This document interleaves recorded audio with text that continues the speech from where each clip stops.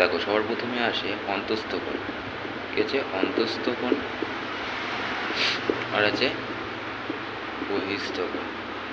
তাহলে অন্তস্থ কোণ মিনিং যদি আমি একটা এখানে ত্রিভুজ আঁকাই, সাপোজ যে ত্রিভুজটা আঁকালাম, তাহলে এইটা হচ্ছে অন্তস্থ কোণ, এটা কি অন্তস্থ কোণ। ঠিক তার সাইডে যেটা থাকছে সেটা নিশ্চয়ই বহিস্থ কোণ, যেহেতু ত্রিভুজের বাইরে এটা, তাহলে এটা বহিস্থ কোণ। আচ্ছা, তাহলে অন্তস্থ কোণের আর বহিস্থ কোণের যে সূত্র আছে, যখন বাহু দেওয়া থাকবে, কি থাকবে যখন বাহু দেওয়া থাকবে, বাহু সমান মনে করলাম এন, তাহলে বাহু যখন থাকবে তখন অন্তস্থ কোণের সূত্রটা কী হয়ে যাবে, অন্তস্থ কোণের সূত্র হয়ে যাবে এন। ঠিক আছে, এন মানে নাম্বার অফ কি বাহু।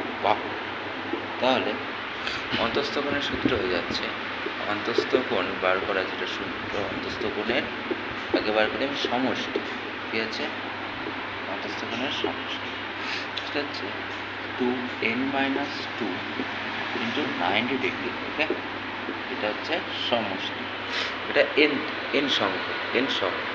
তাহলে যখন শুধু বলবে একটি অন্তস্থ কোণ কত হবে, একটি অন্তস্থ কোণ, তখন হয়ে যাবে 2n-2 into 90 degree, okay, by n, এটা হচ্ছে একটি।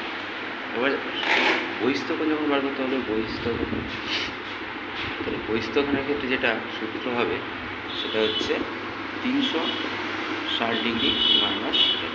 এটা দিয়ে করবে, তোমার বাহু যখন দেওয়া থাকবে বাহুর মান বসিয়ে দিয়ে কোণ বার করতে হবে, যখন কোণ দেওয়া থাকবে তুমি তোমার বাহুটাও বার করতে পারবে।